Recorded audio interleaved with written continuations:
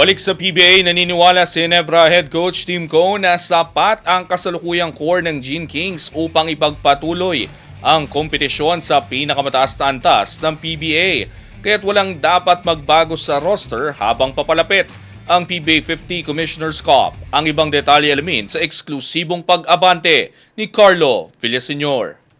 Sports Now. Sports Now. Exclusive.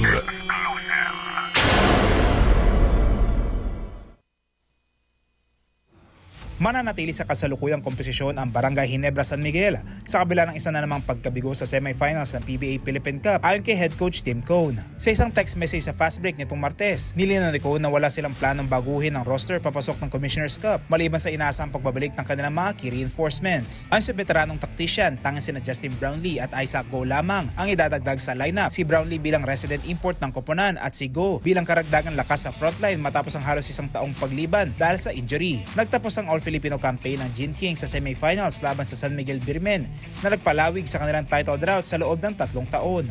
Gayunman, nananatiling kumpiyansa si Cone na sapat ang kasalukuyang core ng Ginebra upang makipagsabayan sa pinakamataas na antas ng liga.